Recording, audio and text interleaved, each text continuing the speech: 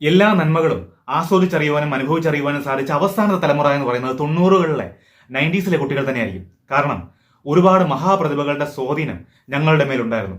അത് S K പൊറ്റക്കാടിൻ്റെതാണെങ്കിലും S K പൊറ്റക്കാടിന്റെ യാത്രാ വിവരണങ്ങളിലൂടെ ആണെങ്കിലും MD വാസുദേവൻ നായരുടെ പുസ്തകങ്ങളിലൂടെ ആണെങ്കിലും വൈക്കം മുഹമ്മദ് ബഷീറിന്റെ പുസ്തകങ്ങളിലൂടെ ആണെങ്കിലും അതുപോലെ തന്നെ സിനിമ ലോകിദാസിന്റെ, പത്മരാജന്റെ, ശ്രീനിവാസന്റെ, സത്യനന്ദിക്കാടിന്റെ ഒക്കെ സിനിമകളിലൂടെ ആണെങ്കിലും ഞങ്ങളെയൊക്കെ ഒരുപാട് അവരുടെ ആ പ്രതിഭകൾ ഒരുപാട് സ്വാധീനിച്ചിട്ടുണ്ട്. അവരുടെ സിനിമകൾ സ്വാധീനിച്ചിട്ടുണ്ട്, അവരുടെ പുസ്തകങ്ങൾ സ്വാധീനിച്ചിട്ടുണ്ട്. അവർക്ക് തീർച്ചയായിട്ടും അവർക്ക് ഒരുപാട് പേഴ്സണലി വ്യക്തിപരമായിട്ട് ഒരുപാട് നെഗറ്റീവുകൾ ഉണ്ടായിരിക്കാം. പക്ഷെ അവർ ഒരിക്കലും സമൂഹത്തിൽ അത് വളർന്നു വരുന്ന കുട്ടികളിലോട്ട് അത് അടിച്ചേൽപ്പിച്ചിരുന്നില്ല. അവർ അവരുടെ നല്ല വശങ്ങൾ എപ്പോഴും പ്രൊജക്റ്റ് ചെയ്യുകയും അത് വായനയിലൂടെയും അല്ലെങ്കിൽ എഴുത്തിലൂടെയും അല്ലെങ്കിൽ അവരുടെ സംസാര രീതിയിലൂടെയും അവർ നിർമ്മിക്കുന്ന സിനിമകളിലൂടെയും ഞങ്ങൾക്ക് തന്നിരുന്നു എന്നത് വാസ്തവമാണ്. ഈ നെഗറ്റീവുകൾ കൂടി തന്നിരുന്നെങ്കിൽ ഉറപ്പായിട്ടും ഞങ്ങളുടെ നന്മയും നശിച്ചു പോയാൽ. അപ്പോൾ നിങ്ങൾ ചോദിക്കും, അന്നത്തെ സിനിമകളിൽ അല്ലെങ്കിൽ സത്യനന്ദിക്കാരന്റെ സിനിമകളിലോ അല്ലെങ്കിൽ ഡെന്നീസ് ജോസഫിന്റെ തിരക്കഥകളിലോ അല്ലെങ്കിൽ ശ്രീനിവാസിന്റെ തിരക്കഥകളിലോ ഒക്കെ എന്താണ് വയലൻസ് ഇല്ലായിരുന്നോ, അല്ലെങ്കിൽ അതിലും ഒരുപാട് തെറ്റുകൾ കാണിച്ചിട്ടില്ലായിരുന്നോ എന്നൊക്കെ ചോദിക്കാം. പക്ഷെ നിങ്ങൾ അറിയേണ്ട ഒരു കാര്യം എന്ന് പറയുന്നത്, കിരീടം എന്ന് പറയുന്ന സിനിമ നോക്കൂ. ആ കിരീടത്തിൽ ഗുണ്ടയായിട്ട് വളരുന്ന സേതുമാധവൻ എന്ന് പറയുന്ന ഗുണ്ടയായിട്ട് വളരുന്ന ആളല്ല, സാഹചര്യം കൊണ്ട് ഗുണ്ടയായി പോകുന്ന സേതുമാധവൻ അവസാനം അയാളുടെ ജീവിതം നശിച്ചു പോവുകയാണ്. അയാളുടെ ജീവൻ തന്നെ നഷ്ടപ്പെട്ടു പോകുന്ന ഒരു സാഹചര്യം ഉണ്ടാകുകയാണ്. വാളെടുത്തവൻ വാളാൽ, അല്ലെങ്കിൽ അങ്ങനെ ഒരു വിധി ഒരാൾക്ക് ഉണ്ടാവുകയാണെങ്കിൽ അവസാനം അയാളുടെ വിധിയും ഇങ്ങനെയൊക്കെ തന്നെയാണ് അവസാനിക്കുന്നത് എന്നുള്ളൊരു വലിയ മെസ്സേജ് അവിടെ കിടപ്പുണ്ട്. ആരും കിരീടത്തിലെ സേതുമാധവനെ കണ്ട് ഒരിക്കലും സേതുമാധവനെ അനുകരിക്കില്ല, അത് ഉറപ്പുള്ള കാര്യമാണ്. പക്ഷെ ഇന്ന് വകതിരിവില്ലാത്ത മൈത്രേനെ പോലെയുള്ള, വേടനെ പോലെയുള്ള, സുനിൽ പി ഇളയിടത്തിനെ പോലെയുള്ള ആൾക്കാരെയൊക്കെ കണ്ടു വളരുന്ന, അശ്വൻ തോക്കിനെയൊക്കെ പോലെയുള്ള എന്തും വിളിച്ചു പറയാവുന്ന ആൾക്കാരെയൊക്കെ കണ്ടു വളരുന്ന ആൾക്കാർ ഇപ്പോൾ മാർക്കോ സിനിമ കണ്ടിട്ട് വയലൻസ് അനുകരിക്കുക, അത് ഇന്നത്തെ സ്വാധീനമാണ്. ഇന്നത്തെ ജീവിച്ചിരിക്കുന്ന അല്ലെങ്കിൽ പാഴുകളായിട്ടുള്ള ഒരുപാട് ആളുകളുടെ സ്വാധീനമാണ്. പക്ഷെ ഞങ്ങളെ സംബന്ധിച്ചിടത്തോളം ഒരുപാട് ലെജൻസ് ആയിട്ടുള്ള ആൾക്കാരുടെ സ്വാധീനമായിരുന്നു ഞങ്ങളുടെ മേലുണ്ടായിരുന്നത്. ഈ പറയുന്ന എനിക്കും ഒരുപാട് നെഗറ്റീവുകളുണ്ട്. പക്ഷെ സ്വാതന്ത്ര്യത്തിന്റെ പേര് പറഞ്ഞുകൊണ്ട് ഞാൻ കാണിക്കുന്ന വൃത്തികേടുകൾ എന്തിനു സമൂഹത്തിന്റെ മേൽ അടിച്ചേൽപ്പിക്കണം? അതിന്റെ ആവശ്യം എന്താണ്? അതുകൊണ്ടുള്ള ഗുണം എന്താണ്? ഈ വേടൻ എന്ന് പറയുന്ന ഒരുത്തൻ നോക്കൂ, അവൻ എപ്പോഴും ഈ ജാതിയുടെ പേരാണ് പറയുന്നത്, അല്ലെങ്കിൽ ഈ അവന്റെ പാട്ടുകളിലൂടെ ജാതിയെ പ്രൊജക്ട് ചെയ്ത് കാണിക്കുന്നു, അല്ലെങ്കിൽ കറുപ്പിന്റെ രാഷ്ട്രീയം എന്നൊക്കെ പറഞ്ഞിട്ട് അതിനെ കൂടുതൽ പ്രൊജക്ട് ചെയ്ത് കാണിക്കുന്നു. മീഡിയാസ് അവന്റെ പുറകെ പോകുമ്പോഴത്തേക്ക് എനിക്കറിയാമായിരുന്നു പ്രശ്നം ഉണ്ടാകുമെന്ന് എനിക്കറിയാമായിരുന്നു. പ്രശ്നമില്ലെങ്കിൽ ഇവന്മാർക്ക് നിലനിൽപ്പുണ്ടോ? അങ്ങനെ നിലനിൽക്കണമെങ്കിൽ ഇവർ മൈക്കിൾ ജാക്സൺ ആയിരിക്കണം, അല്ലെ? ഇവർക്ക് എപ്പോഴും നിലനിന്ന് പോകണമെങ്കിൽ, ഇവരെ എപ്പോഴും സമൂഹം ചർച്ച ചെയ്യണമെങ്കിൽ ഇത്തരം വിവാദങ്ങൾ ഉണ്ടാക്കിയാലേ പറ്റൂ. അതിന് ചിലപ്പോൾ ചീത്ത വിളിക്കേണ്ടി വരും, ചിലപ്പോൾ കഞ്ചാവ് വിളിക്കേണ്ടി വരും, ഇല്ലെങ്കിൽ പെണ്ണ് പിടിക്കേണ്ടി വരും എന്ന് പറയുന്നതൊക്കെ എത്ര ഗതികെട്ട അവസ്ഥയാണ്. ഇല്ലെങ്കിൽ എപ്പോഴും ജാതിയുടെ പേര് പറഞ്ഞ് ഇത് പാട്ടിൽ കുത്തിക്കയറ്റേണ്ടി വരും. ഇല്ലെങ്കിൽ ഏതെങ്കിലും രാഷ്ട്രീയ ചേരി തിരിഞ്ഞുകൊണ്ട് മറ്റ് എതിർ പാർട്ടികളെ എപ്പോഴും ചീത്ത വിളിക്കേണ്ടി വരും, കുറ്റം പറയേണ്ടി വരും. എന്നാലേ ഇവർക്ക് എപ്പോഴും നിലനിന്ന് പോകാൻ പറ്റുള്ളൂ. ഇവരെ എപ്പോഴും ഒരു വിവാദം സൃഷ്ടിച്ച് ഇവർക്ക് നിലനിന്ന് പോകണം. ഇവരുടെ വയറ്റിപ്പഴപ്പാണ് സംഭവം അത്. പക്ഷെ ആളുകൾ പറയുന്നത് ഇവൻ വലിയ നവോത്ഥാന നായകനാണ്, അയ്യങ്കാളിയുടെ തുടർച്ചയായിട്ട് വരുന്ന ഒരു മനുഷ്യനാണ്. എവിടെയാണ് അയ്യങ്കാളി സ്റ്റേജ് വെച്ച് കെട്ടിയിട്ട് 10 ലക്ഷം രൂപയും 5 ലക്ഷം രൂപയൊക്കെ പേയ്മെന്റ് വാങ്ങിച്ച് നവോത്ഥാനം നടത്തിയിട്ടുള്ളത്? നിങ്ങളൊന്ന് പറഞ്ഞു തരണം. ഈ വേടനെ പോലെയുള്ളവന്മാർ നവോത്ഥാനം നടത്തുന്നത് ഏത് കാലഘട്ടത്തിൽ നിന്നുകൊണ്ടാണെന്ന് കൂടി പറയണം. SC ST സംവരണം നിലനിൽക്കുന്ന ഒരു കാലത്ത് ഉന്നത വിദ്യാഭ്യാസ മേഖലകളിലായിക്കോട്ടെ, അല്ലെങ്കിൽ സർക്കാർ സർവീസിൽ PSC ഉൾപ്പെടെയുള്ള ജോലി സംബന്ധമായിട്ടുള്ള കാര്യങ്ങളിലായിക്കോട്ടെ, ഇനി ജോലി കിട്ടിക്കഴിഞ്ഞിട്ട് സർക്കാർ സർവീസിൽ കയറി കഴിഞ്ഞിട്ട് സ്ഥാനക്കയറ്റം കിട്ടുന്നതിനായിക്കോട്ടെ, ഇവർക്കെല്ലാം സംവരണത്തിലൂടെ പരിഗണന ഇരിക്കുന്ന സമയത്താണ് ഇവർ ഈ ജാതീയത പറയുന്നത്. പറയൻ, പുലയൻ എന്നൊക്കെ പറഞ്ഞ് എപ്പോഴും പറഞ്ഞുകൊണ്ടിരിക്കുന്നത്, ദളിതൻ എന്നൊക്കെ പറഞ്ഞ് എപ്പോഴും ഇങ്ങനെ പുലമ്പിക്കൊണ്ടിരിക്കുന്നത്. സത്യത്തിൽ ഇവൻ ഈ പൈസ ഉണ്ടാക്കാൻ വേണ്ടി, ഇവന്റെ വയറ്റിപ്പിഴപ്പിന് വേണ്ടി ഇത്തരം സമുദായങ്ങളെ അല്ലെങ്കിൽ ഇത്തരം സമൂഹങ്ങളെ ഇവൻ അധിക്ഷേപിക്കുകയാണ് ചെയ്യുന്നത്. പണ്ടത്തെ കാലമല്ല ഇപ്പോ. ആരും ജാതി ചോദിക്കാറില്ല. കറുപ്പിന്റെ പേരിൽ ആരെയും തല്ലിക്കൊന്നിട്ടില്ല, മധുവിനെ തല്ലിക്കൊന്നിട്ടുണ്ട്. ആ ഒരു നേരത്തെ ആഹാരം മോഷ്ടിച്ചതിന്റെ പേര്, അല്ലെങ്കിൽ മോഷ്ടിച്ചോന്നതിനെ ഉറപ്പില്ല, കള്ളനെന്ന് ആരോപിച്ചുകൊണ്ട് പട്ടിണി കിടന്ന ഒരു മനുഷ്യനെ, മധു എന്ന് പറയുന്ന ഒരു മനുഷ്യനെ, കറുപ്പനും വെളുപ്പനും ഇരുനിറമുള്ളവനും എല്ലാം കൂടി തല്ലിക്കൊന്നൊരു നാടാണത്. എനിക്കൊരു കൂട്ടുകാരനുണ്ടായിരുന്നു, വിനീഷ്. അവൻ നന്നായിട്ട് പഠിക്കുമായിരുന്നു. PSCക്ക് വേണ്ടി അവൻ നന്നായിട്ട് പ്രിപ്പയർ ചെയ്തു. പലപ്പോഴും 80 മാർക്കോ 75ഓ 80ഓ മാർക്ക് വാങ്ങിച്ചാലും 80ൽ കൂടുതൽ മാർക്ക് വാങ്ങിച്ചാലും അവന് ജോലി കിട്ടിയിരുന്നില്ല. കാരണം അവൻ നായരാണ്. മറിച്ച് അവനേക്കാൾ താഴ്ന്ന അല്ലെങ്കിൽ മാർക്ക് വാങ്ങിച്ചവർക്ക് ജോലി കിട്ടി സംവരണത്തിലൂടെ. അപ്പോൾ അവിടെ കഴിവിന്റെ അടിസ്ഥാനത്തിലല്ല, അവൻ പഠിച്ചതിന്റെ അടിസ്ഥാനത്തിലല്ല അവിടെ അവന് താഴെയുള്ളവർക്ക് ജോലി കിട്ടിയിരിക്കുന്നത്, സംവരണത്തിന്റെ അടിസ്ഥാനത്തിലാണ്. കഴിവിന്റെ അടിസ്ഥാനത്തിൽ ജോലി കൊടുക്കുക. മനുഷ്യൻ എന്നുള്ള രീതിയിൽ ഒരു മനുഷ്യന്റെ കഴിവിന്റെ അടിസ്ഥാനത്തിൽ പരിഗണന കൊടുക്കുക. അത്തരം പരിഗണന കിട്ടാത്തൊരു കാലത്താണ് ഇന്നും ജാതീയത പറയുന്നത്. ഞാൻ കറുത്തുപോയി, ഞാൻ കറുത്തുപോയി, ഞാൻ താഴ്ന്ന ജാതിക്കാരനാണ്, ഞാൻ താഴ്ന്ന ജാതിക്കാരനാണ് എന്ന് പറയുന്നത് എന്തിനാണ്? എത്ര അപകർഷതാബോധം ഉള്ളവനായിരിക്കും അത് പറയുന്നത്? എത്രമാത്രം കോൺഫിഡൻസ് ഇല്ലാത്തവനായിരിക്കും അത് പറഞ്ഞുകൊണ്ടിരിക്കുന്നത്? അങ്ങനെ പറഞ്ഞില്ലെങ്കിൽ അവൻ ഈ പറയുന്നത് പോലെ അവൻ ഈ സമൂഹത്തിൽ നിലനിൽക്കില്ല, പ്രസക്തി ഇല്ലാതാവും. കറുത്തുപോയി കറുത്തുപോയി എന്ന് പറഞ്ഞ് കരയുന്നവൻ അറിയാൻ വേണ്ടി 2 കറുത്തവരെ ഞാൻ കാണിച്ചു തരാം. श्री I.M. विजयन, खेल फुटबॉल।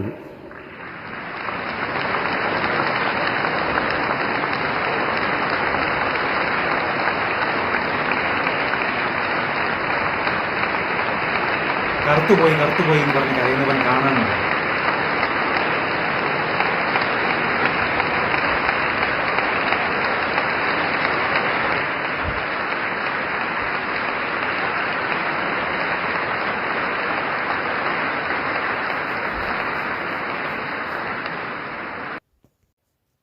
ഇനി മൈത്രേനെ പോലുള്ളവന്മാരുണ്ട്. അവസാനം ഇന്റർവ്യൂ ചെയ്തത് ആറാട്ടനാണെന്ന് തോന്നുന്നു. എത്ര ക്വാളിഫിക്കേഷൻ ഉണ്ടെന്ന് പറഞ്ഞാലും, എത്ര ഡിഗ്രി സർട്ടിഫിക്കറ്റ് കയ്യിലുണ്ടെന്ന് പറഞ്ഞാലും ഇന്റർവ്യൂ ചെയ്യുന്നവൻ ആറാട്ടനെ പോലുള്ളവന്മാരാണ്. എനിക്ക് തോന്നുന്നു ഈ മൈത്രേനൊക്കെ ഇന്റർവ്യൂ അറ്റൻഡ് ചെയ്യണമെങ്കിൽ അയാൾ ഉദ്ദേശിക്കുന്ന ചോദ്യങ്ങൾ ചോദിക്കുക, അയാൾക്ക് ഒരുപാട് സ്കോർ ചെയ്ത് നിൽക്കാൻ പറ്റുന്ന രീതിയിൽ ചോദ്യങ്ങൾ ചോദിച്ചാൽ മാത്രമേ വരൂ എന്ന് പറഞ്ഞിട്ടുണ്ടാകണം. എങ്കിൽ മാത്രമേ അയാൾ വരുള്ളൂ. അയാൾക്ക് സ്കോർ ചെയ്ത് നിൽക്കണം, അയാൾക്ക് ജയിച്ച് നിൽക്കണം. ശ്രീത് പണിക്കറിനെ പോലെയോ സന്തോഷ് പണ്ഡിനെ പോലെയുള്ള ആൾക്കാരോട് പോലും ഇയാൾക്ക് തർക്കിച്ച് നിൽക്കാൻ പറ്റുമെന്ന് എനിക്ക് തോന്നുന്നില്ല. ആറാട്ടനെ പോലെയുള്ള മണ്ടന്മാരുടെ കൂടെയാണെങ്കിൽ ഇങ്ങേർക്ക് ജയിച്ച് നിൽക്കാൻ പറ്റും. അപ്പൊ ഇങ്ങേര് ചോദിക്കുന്നൊരു കാര്യമുണ്ട്. ഇപ്പോൾ ഇന്റർവ്യൂവിന് ഇരിക്കുന്ന അല്ലെങ്കിൽ അവതാരകൻ ചോദിക്കുകയാണ്, അല്ലെങ്കിൽ അവതാരിക ചോദിക്കുകയാണ്, സെക്സ് ചെയ്യുന്നത് കുറ്റമാണോ എന്ന് ചോദിക്കുകയാണ് മൈത്രേനോട്. അപ്പോൾ മൈത്രേയൻ പറയുകയാണ്, അത് നായ ചെയ്യുന്നില്ലേ, പൂച്ച ചെയ്യുന്നില്ലേ, പക്ഷികൾ ചെയ്യുന്നില്ലേ, പിന്നെ എന്തുകൊണ്ട് മനുഷ്യന് ചെയ്തുകൂടാ? അല്ല, ഇത് ചെയ്തുകൂടാന്ന് ഏതെങ്കിലും മനുഷ്യന്മാർ പറഞ്ഞിട്ടുണ്ടോ? എനിക്കറിയില്ല. ഈ ചോദ്യം ചോദിക്കുന്നത് അവതാരകനാണെങ്കിൽ അതിന് ഉത്തരം പറയുന്നത് ഇയാളാണെങ്കിൽ ഇയാൾ പറയുന്നു, ബെഡ്റൂമിൽ ചെയ്യുന്നത് എന്തുകൊണ്ട് നടുറോഡിൽ ചെയ്തുകൂടാ? ബെഡ്റൂമിൽ ചുംബിക്കാമെങ്കിൽ എന്തുകൊണ്ട് നടുറോഡിൽ നിന്ന് ചുംബിച്ചുകൂടാ എന്ന് മൈത്രേയൻ ചോദിച്ചു കഴിഞ്ഞാൽ അവതാരകയ്ക്കൊന്നും പറയാനില്ല. അയ്യോ, ഇയാൾ പറയുന്നത് ശരിയാണല്ലോ, എന്തു പറയും? ബെഡ്റൂമിൽ ചെയ്യുന്നത് ചെയ്യാമെന്നിരിക്കുക, എന്തുകൊണ്ട് നടുറോഡിൽ നിന്ന് ചെയ്തുകൂടാ? അപ്പോൾ ആൾക്കാരെല്ലാം 2K കുട്ടികൾ ചിന്തിക്കുകയാണ്, ശരിയാണ്, മൈത്രേയൻ പറഞ്ഞത് വലിയ കാര്യം തന്നെയാണ്. എടാ മനുഷ്യ, ഈ നായയൊക്കെ നടുറോഡിൽ നിന്ന് ഓപ്പണായിട്ട് പല കാര്യങ്ങളും ചെയ്യുന്നുണ്ടായിരിക്കും. പക്ഷെ മനുഷ്യനില്ലാത്ത പല ക്വാളിറ്റിയും, നിന്നെ പോലെയുള്ള മനുഷ്യനില്ലാത്ത പല ക്വാളിറ്റിയും എന്ത് നായിക്കുണ്ട്. നന്ദി എന്ന് പറയുന്നൊരു സാധനമുണ്ട്, സ്നേഹം എന്ന് പറയുന്നൊരു സാധനമുണ്ട്. അല്ലാതെ സെക്സ് മാത്രമല്ലല്ലോ ഈ നായക്ക് ഉള്ളത്. അപ്പോൾ മനുഷ്യനെ പറഞ്ഞു പഠിപ്പിച്ചു കൊടുക്കുമ്പോൾ, കുട്ടികളെ പറഞ്ഞു പഠിപ്പിച്ചു കൊടുക്കുമ്പോൾ നായയുടെ നല്ല ക്വാളിറ്റികൾ വേണം എന്ത് ചെയ്യാൻ, പറഞ്ഞു പഠിപ്പിക്കാനായിട്ട്. മോശം ക്വാളിറ്റി ഉണ്ടെങ്കിൽ അതല്ല പ്രൊജക്റ്റ് ചെയ്യാൻ. തനിക്ക് എന്തെങ്കിലും മോശം ക്വാളിറ്റി ഉണ്ടെങ്കിൽ താൻ നായയെ പോലെ ആ ഒരു രീതിയിൽ ചെയ്യുന്നുണ്ടെങ്കിൽ അതല്ല മറ്റുള്ളവരും ചെയ്യണമെന്ന് വാശി പിടിക്കേണ്ടത്. നല്ല ക്വാളിറ്റികൾ പറഞ്ഞ് പഠിപ്പിച്ചു കൊടുക്ക്. നായക്ക് നന്ദിയുണ്ട്, ഇതുപോലുള്ള സ്നേഹമുള്ളൊരു ജീവി വേറെ ഇല്ല. പിന്നെ അതിനൊരു നെഗറ്റീവ് ഉണ്ട്. നടു റോഡാണെന്ന് നോക്കാതെ, അല്ലെങ്കിൽ ഓപ്പൺ സ്പേസ് ആണെന്ന് നോക്കാതെ, ആര് വരുന്നു പോകുന്നു നോക്കാതെ താൻ പറഞ്ഞത് ചെയ്യുക, സെക്സ് ചെയ്യുക. പക്ഷെ എല്ലാവർക്കും അത് പറ്റില്ലല്ലോ. മറച്ചു പിടിക്കേണ്ട വ്യക്തിപരമായിട്ടുള്ള കാര്യമാണെങ്കിൽ അത് സമൂഹത്തിൽ കാണിച്ചത് കൊണ്ട് വലിയ ഗുണമില്ല, അതുകൊണ്ട് ദോഷമേ ഉണ്ടാവുന്നുണ്ടെങ്കിൽ മറച്ചു പിടിക്കേണ്ടത് മറച്ചു പിടിക്കുക തന്നെ വേണം. അതേസമയം നന്മയുള്ള കാര്യങ്ങളാണെങ്കിൽ അത് കൂടുതൽ ജനങ്ങളിൽ എത്തിക്കുകയും വേണം. ഈ മൈത്രേയനോട് ചോദിക്കുന്ന ചോദ്യങ്ങളും അയാൾ കൊടുക്കുന്ന ഉത്തരങ്ങളുടെ ഒരു ഉദാഹരണമാണ് ഞാൻ ഈ പറയുന്നത്.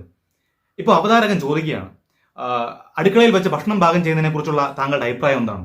അപ്പൊ മൈത്രേയൻ പറയാണ്, അടുക്കളയിൽ മാത്രം വെച്ച് ഭക്ഷണം പാകം ചെയ്യാവുന്ന വല്ല നിയമം വല്ലതും ഉണ്ടോ? എന്താ കക്കൂസിൽ വെച്ച് ചെയ്ത് കഴിഞ്ഞാൽ ഭക്ഷണം വേവില്ലേ? ഈ അടുക്കളയിൽ മാത്രം വെച്ച് പാകം ചെയ്താലേ തീ കത്തു എന്ന് വല്ല നിയമം വല്ലതും ഉണ്ടോ? അങ്ങനെയൊന്നും ഇല്ലല്ലോ എന്ന് ചോദിച്ചു കഴിഞ്ഞാൽ ഇന്റർവ്യൂ ചെയ്യുന്ന അല്ലെങ്കിൽ അവതാരികയായിട്ടിരിക്കുന്ന അവൻ വിചാരിക്കുകയാണ്, മൈത്രേയൻ എത്ര ലെജൻഡാണ്. ശരിയാണല്ലോ, അടുക്കളയിൽ പാകം ചെയ്യുന്ന അതേ കാര്യം കക്കൂസിൽ വെച്ച് ചെയ്ത് കഴിഞ്ഞാലും ഭക്ഷണം പാകം ചെയ്യാമല്ലോ, അത് വേവുമല്ലോ എന്നൊക്കെ ചിന്തിച്ചു കഴിഞ്ഞാൽ ഒരു മനുഷ്യന്റെ പ്രായോഗിക ബുദ്ധി എവിടെ നിൽക്കുന്നു, അല്ലെങ്കിൽ അവന്റെ ചിന്ത എവിടെ നിൽക്കുന്നു, അവൻ എത്രമാത്രം അതമ്പതിച്ചു പോയി എന്ന് ഇത്രക്കാരുടെ ഇന്റർവ്യൂ കാണുമ്പോൾ മനസ്സിലാവും. സത്യത്തിൽ ചുറ്റും വീടുകളുള്ളത് കൊണ്ട് എനിക്ക് ഒരുപാട് ഇയാളുടെ വൃത്തികേടുകൾ എനിക്ക് കൂടുതലും പറഞ്ഞ് മനസ്സിലാക്കാൻ പറ്റുന്നില്ല. പക്ഷെ നമുക്ക് ചിന്തിച്ചെടുക്കാവുന്ന കാര്യങ്ങളേ ഉള്ളൂ.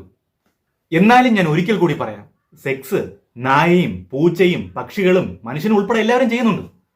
പക്ഷേ നായയെ പോലെ തന്നെ പോലെ ഓപ്പൺ ആയിട്ട് പോയി നിന്ന് ചെയ്യരുത്. നായയുടെ നല്ല ഗുണം എന്തെങ്കിലും ഉണ്ടെങ്കിൽ നന്ദിയുള്ള ജീവിയാണ്, സ്നേഹമുള്ള ജീവിയാണ്, അതിൽ നിന്ന് എന്തെങ്കിലും പഠിക്കാനുണ്ടെങ്കിൽ അതെടുക്കുക. മോശമായിട്ടുള്ളത് എന്തെങ്കിലും ഉണ്ടെങ്കിൽ, ഒളിച്ചു വെച്ച് ചെയ്യേണ്ട എന്തെങ്കിലും കാര്യങ്ങളുണ്ടെങ്കിൽ, വ്യക്തിപരമായിട്ടുള്ള കാര്യങ്ങളുണ്ടെങ്കിൽ അത് മറച്ചു വെക്കേണ്ട കാര്യമാണെങ്കിൽ മറച്ചു തന്നെ വെക്കുക. ഇതൊന്നാമത്തെ കാര്യം. ഇതിനു വേണ്ടി വാദിക്കുന്നവർ മിക്കവാറും ഈ ചുംബന സമരത്തിലെ നായകൻ നായികമാരെ പോലെ ആയി പോകും. ഇത് സ്വാതന്ത്ര്യത്തിന് വേണ്ടി വാദിച്ച് അവസാനം ഈ സ്വാതന്ത്ര്യം ഏതൊക്കെ രീതിയിലൂടെയാണ് പോയിട്ടുള്ളതെന്ന് കണ്ടുകൊണ്ട് നിന്ന് കേട്ടുകൊണ്ട് നിന്ന് ആൾക്കാർക്കറിയാം. അത്തരത്തിലുള്ള ആളാണോ താൻ?